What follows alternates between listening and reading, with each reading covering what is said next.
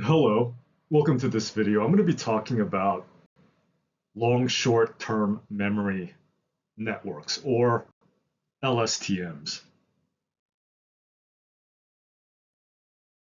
So let's start off with a recurrent neural network. We could see that it only has H, and every new input forces H to change a lot, right? And old information gets squashed or lost quickly.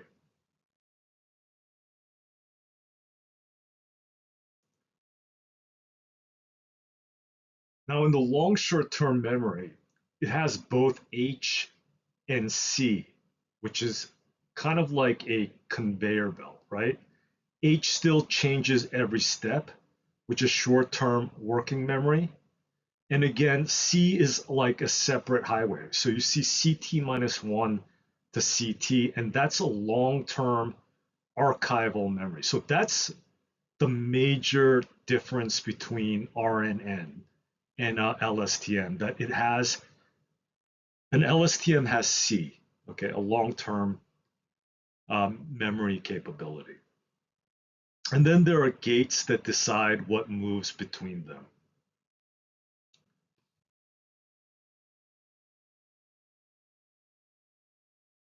So again, let's start with the horizontal line running through the top of the diagram. We saw CT minus one and CT.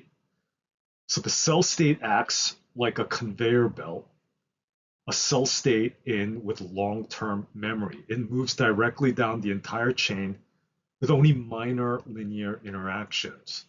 Information can easily flow along it without changing. So that's what a long-term memory diagram would look like. So there are gates as well, right? And the gates are a way to optionally let information through. They're composed of a sigmoid neural net layer and a pointwise multiplication operation. The sigmoid layer outputs numbers between 0 and 1, describing how much of each component should be let through. A value of 0 means let nothing through, while a value of 1 means let everything through. So an LSTM has 3 of these gates. You see those 3 red box sigmoids to protect and control the cell state.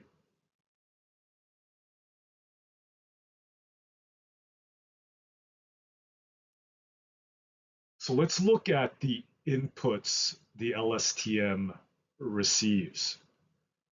We've got XT, which is the current input, HT minus 1, the previous hidden state, and CT minus 1, the previous,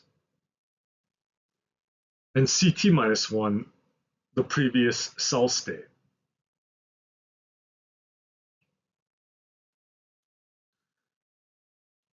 So what we would do is basically add up HT minus 1 and XT into one vector.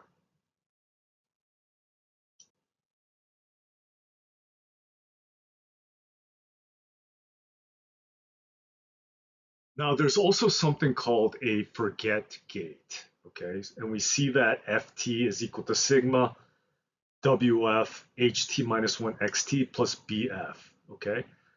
We saw what HT minus 1 and XT, and then it's plus BF. We see the diagram below.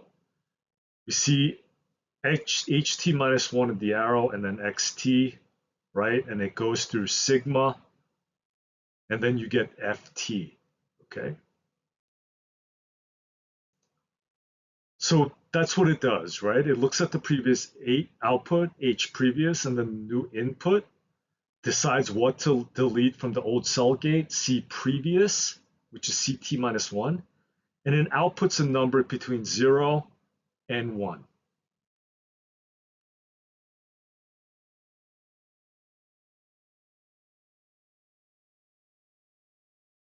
So how do we decide what new information to add to the cell state, right? Decides what new information to store. It has two parts. A sigmoid, which values to update 0 to 1, and a tanh, which creates a candidate new values from -1 to 1. Okay.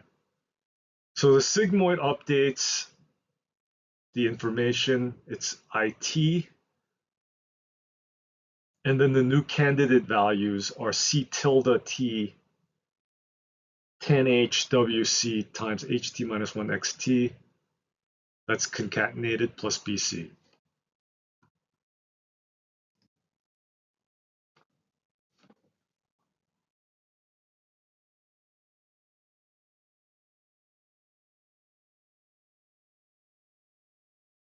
Now we also see, okay, so we have FT, IT, C tilde T, and CT minus 1, right? So the new state's updated from the conveyor belt. So we see CT is equal to FT times CT minus 1 plus IT times tilde CT.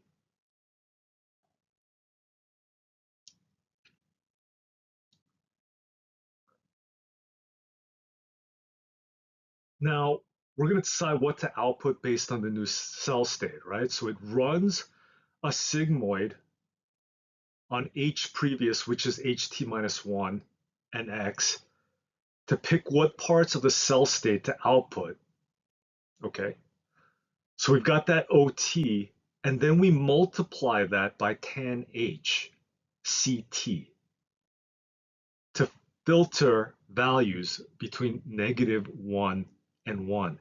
And that's how we would get HT, the hidden layer.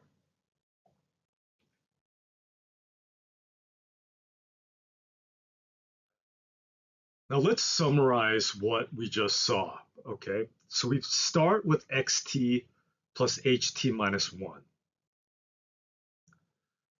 We can apply a forget gate, an input gate, right? The forget gate was denoted by FT. The input gate was IT and C tilde T. We update the cell state, which is CT is equal to FT times CT minus 1 plus IT times tilde CT. And then finally, we get the hidden state. Now, this could be a prediction or this could be part of a chain of words, okay, to predict further into the future. It could take two paths. So that's it for now.